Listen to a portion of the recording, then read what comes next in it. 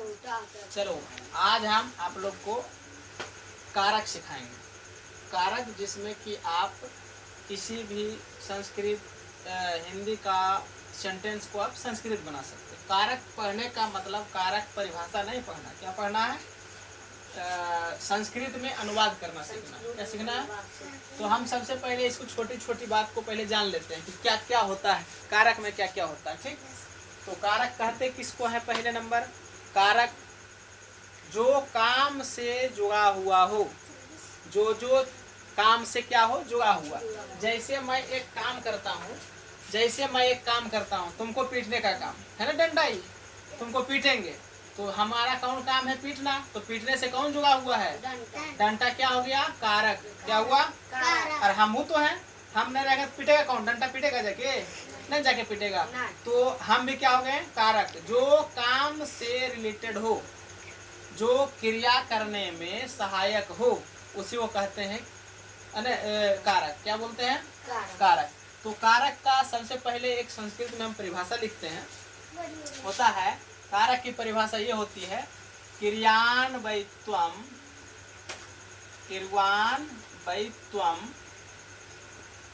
कारकम। क्या होता है? क्रियान्वयित्वम कारकम। ये अष्टाध्यायी के सूत्र हैं। ये क्रियान्वयित्वम कारकम का मतलब होता है कि जो क्रिया से प्रत्यक्ष जुड़ा हो। तो इसका हिंदी हम लिखते हैं जो क्रिया से प्रत्यक्ष रूप से जुड़ा हो, प्रत्यक्ष रूप से जुड़ा हो, उसे कारक कहते हैं। इसको क्या बोलते हैं? कारक कहते हैं। समझ में आया? अब देखिए कारक के भेद भी बहुत सारे होते हैं। हम लोग हिंदी में पढ़ते आए हैं, कर्ता कारक, कर्म कारक, करण, संप्रदान, अपदान। कितने पढ़ते हैं? 8। कितने पढ़ते हैं? 8। वास्तव में 8 होता है क्या? नहीं होता। 8 कारक नहीं होते हैं जो हमारे हिंदी व्याकरण में लिखा हुआ है, वो शायद गलत है। गलत तो नहीं कर सकता, लेकिन 8 कारक नहीं होते हैं। तो इसका एक प्रमाण है। कारक कितने होते हैं? 6 होते हैं। कितने कारक होते हैं? 6, लेकिन उसको हम पढ़ते हैं 7 और लिखते हैं 8। कैसे? तो बताते हैं। एक फॉर्मूला होता है। क्या होता है फॉर्मूला? ये होता है कि एक श्लोक के माध्यम से मैं आपको बताना चाहता हूँ कि कारक 6 होते हैं। कैसे 6 होते हैं? तो मैं एक फॉर्मूला लिखता हूँ, है ना। कर्ता कर्म च करणम, है ना, संप्रदाने तथैव च, संप्रदाने तथैव च। क्या लिखा है? कर्ता कर्म च करणम संप्रदाने तथैव च। उसके बाद अपादानो अधिकरणम, अपादानोधिकरणम इत्याहु कारकानि षट्। कारकानि षट्। ये एक श्लोक है, इसको कैसे पढ़ेंगे? कर्ता कर्म च करणम संप्रदाने तथैव च अपादानोधिकरणम इत्याहु कारकानि षट्। इस षट् का मतलब 6। ये पाणिनि बाबा के, पाणिनि है संस्कृत के क्या बोलते हैं, संस्कृत के पितामह। तो उन्होंने अपने अष्टाध्यायी में ये सूत्र का जिक्र किया है। उन्होंने कहा है कि कर्ता कर्म च करणम संप्रदाने तथैव च अपदानोधिकरणम इत्याहु कारकानि षट्। इसका मतलब ये हुआ कि कर्ता कर्म करण संप्रदान अपदान अधिकरण, यही 6 कारक हैं।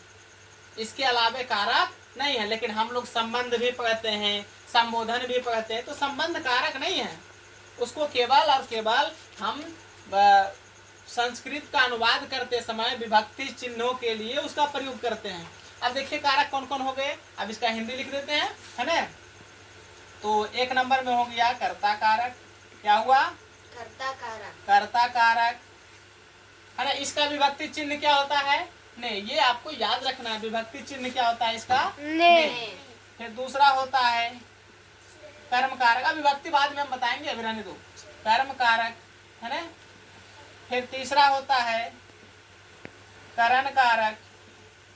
तीसरा क्या होता है? करण कारक होता है। चौथा होता है ना, चौथा यहाँ लिखते हैं हम। चौथा होता है संप्रदान, संप्रदान कारक।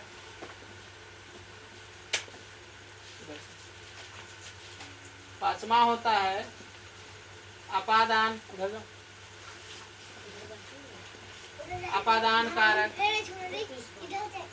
6 नंबर में होते हैं, हाँ इसमें क्या बताया? अधिकरण कारक। क्या बताया? अधिकरण कारक, अधिकरण कारक। ये 6 हैं, है ना। ये कितने कारक हैं? 6। अब इन 6 जो है, और इसमें से एक और होता है जिसको हम अधिकरण को 7 नंबर में पढ़ते हैं और 6 नंबर को हम संबंध को पढ़ते हैं। 6 नंबर में क्या पढ़ते हैं? वो केवल विभक्ति के लिए हम उसको पढ़ते हैं। 6 नंबर में जब हम वाक्य बनाएंगे उसको विभक्ति जब हम बताएंगे, कर्ता ने कर्म को करण से संप्रदान करके की, तब उसमें हम बताएंगे कि 6ठा नंबर में संबंध को लिखना है और 7वां में अधिकरण को लिखना। हालांकि सब कारक अपने आप में स्वतंत्र है, कोई दिक्कत नहीं है, किसी को कहीं से पढ़े। समझ में आया? स्टॉप। हाँ, तो अब हम कारक के जो हम भेद पढ़ते हैं, कितने भेद होते हैं? 8। हमने भी बताया आपको कि 6 होता है। कारक के कितने भेद होते हैं? 6। कर्ता कर्म च कर्णम संप्रदाने तथैव च अपादानोधिकरणम इत्याहु कारकानि षट् होता है ना। तो अब इसको वो तो 6 भेद पढ़ते हैं केवल कारक के लिए। अब हमको विभक्ति जानना है ना, विभक्ति किसको कहते हैं? तो विभक्ति इधर लिखते हैं हम कारक, इधर लिखते हैं कारक और इधर लिखते हैं विभक्ति। अब देखिए, आपको वाक्य बनाने के लिए कारक एवं विभक्ति दोनों को जानना आवश्यक है। कारक और विभक्ति दोनों को जानना आवश्यक है। तो कर्ता कारक का विभक्ति चिन्ह कौन होता है भैया? कर्ता कारक का होता है ने।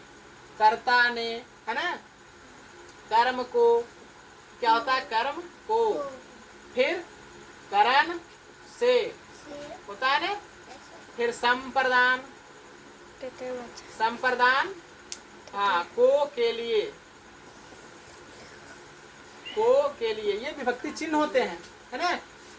संप्रदान को के लिए, ये सब विभक्ति चिन्ह है।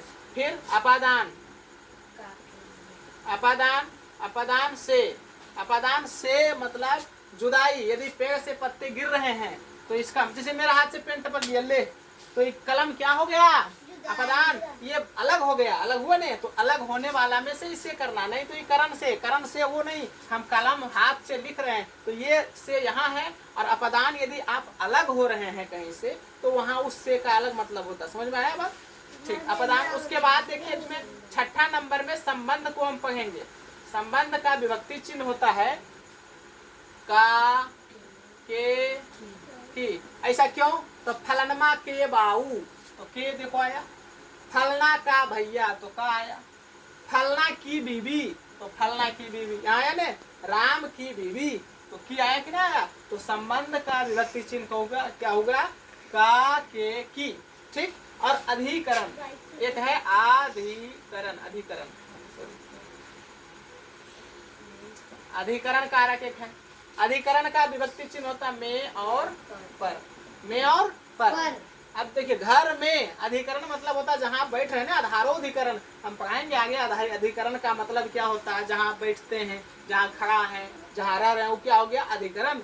जो आपके अधिकार क्षेत्र में हो, जैसे यहाँ हम यहाँ बैठे हुए हैं तो धरती क्या मेरे लिए? आधार है ना। तो उसी के लिए में और पर अधिकरण। और एक होता है संबोधन। क्या होता है? संबोधन। संबोधन में होता है हे, अजी, अहो, अरे। ठीक। तो ये सब होता है संबोधन। अजी, अहो, अहो जी, कहाँ जाओ जी, होता है ना। ये यही भाषा है संबोधन। मतलब किसी को बुलाने के लिए संबोधन का मतलब होता है किसी को आप बुला रहे हैं। समझ में आया? अब इसी को देखो, संस्कृत में विभक्ति प्रथमा विभक्ति, द्वितीया, तृतीया, चतुर्थी कहते हैं। तो कर्ता कारक को कौन विभक्ति बोलते हैं? प्रथमा। कर्ता कारक को क्या बोलते हैं? प्रथमा विभक्ति। तो प्रथमा विभक्ति का चिन्ह क्या होता है? ने। क्या होता है? ने। कर्म को क्या बोलते हैं? द्वितीय विभक्ति। कर्म को क्या बोलते हैं? द्वितीय। करण को क्या बोलते हैं? तृतीय। करण को क्या बोलेंगे? हाँ, करण को बोलेंगे तृतीय विभक्ति। और संप्रदान को चतुर्थी। क्या बोलेंगे? चतुर्थी। और अपदान को पंचमी। अपदान को जेवन से बोल देता है। नहीं। अपदान को क्या बोलते हैं? पंचमी।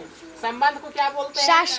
षष्ठी। अरे भैया इसको खष्ठी भी पढ़ते हैं, खष्ठी तो खा भी पढ़ लेते हैं, ठीक चलेगा। फिर अधिकरण को सप्तमी भी पढ़ते हैं। क्या पढ़ते हैं? सप्तमी। और संबोधन को अठमी बोलेंगे? नहीं, उसको भी प्रथमा ही बोलेंगे। उसको क्या बोलेंगे? क्योंकि बस ये कुछ नहीं, कहीं होता कुछ नहीं है, हो अजी हो अरे कुछ नहीं होता, समझ में आया? तो इसलिए क्या बोलेंगे इसको? प्रथमा। क्या बोलेंगे इसको? प्रथमा। तो ये आपका बेसिक चीजें हैं जो हमने आपको कारक बताया, क्रियान्वयित्वम, कारकत्वम। अब हम एक उदाहरण के माध्यम से आपको समझाएंगे कि कारक में कौन कैसे कैसे जुड़ा हुआ है। स्टॉप। हाँ, तो चलिए हम कारक का एक महत्वपूर्ण ऐसे वाक्य मैंने लिया है कि जिसमें कि आपको सारे जितने भी कारक के भेद है मैं सबको बताऊंगा। जैसे एक वाक्य मैंने लिखा है, राम ने रावण को जनक की पुत्री सीता के लिए लंका से निकालकर, किसको? रावण को लंका से निकालकर रणभूमि में बाण से मारा, है ना? तो इसमें देखिए, अब हमने बताया था वहाँ कर्ता ने, तो यहाँ जिसके साथ ने लगा हुआ, ये जो ने लगा हुआ है ना, इससे मतलब ये हुआ कि राम जो है वो कर्ता कारक है। क्या है?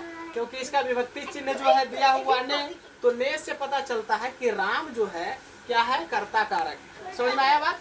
अब देखो, कर्म को हम विभक्ति चिन्ह बताते हैं। कर्म का विभक्ति चिन्ह क्या होता है? को। तो को किसके साथ लगल है? रावण के साथ। तो रावण क्या हो गया? कर्म हो गया, है ना? उसके बाद देखो, जनक की पुत्री, यहाँ तो संबंध बता रहा है ना, संबंध बता रहा है कि नहीं बता रहा? तो ये क्या हो जाएगा? संबंध कारक। मैं इसको लिख दूं संबंध। ये क्या हो गया? संबंध। और ये क्या हो गया? कर्म। ये क्या हुआ? होने। और ये क्या हो गया? कर्ता। क्या हुआ? कर्ता। ये हो गया कर्ता कारक, ये हो गया कर्म कारक, ये हो गया करण कारक। ठीक हो गया तक? उसके बाद सीता के लिए, अब रावण तो हरण करके लेके चल गया सीता को। अब बोलो, पगला था कि नहीं था? पगला था रावण। अब जो दुनिया को बनाया है उसी को हरण करके लेके चल गया। पगला था वो, मरेगा कि नहीं? मरना उसका निश्चित है।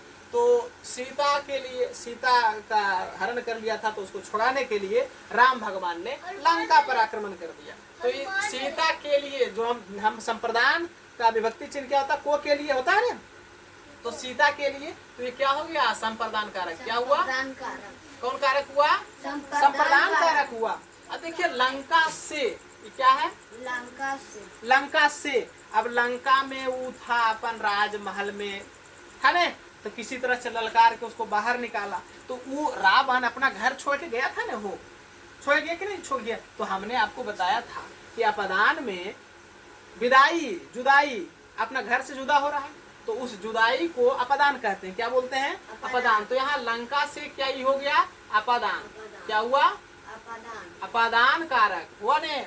फिर देखो, यहाँ रणभूमि में कहाँ पर मारा? रणभूमि में। रणभूमि क्यों कहते हैं? जहाँ लगता है, जगह होना चाहिए लगने के लिए, दो योद्धा लगते हैं। तो रणभूमि में मतलब कहीं वो आसमान में नहीं लग रहा था, जहाँ आधार होगा, जहाँ रहने का जगह होगा, लगने का जगह होगा, उसको कहते हैं रणभूमि। उसको कहते हैं अधिकरण। तो ये कौन कारक हो गया? अधिकरण कारक। क्या हुआ? अधिकरण। अब देखिए, बाण से मारा। किससे मारा? बाण से मारा।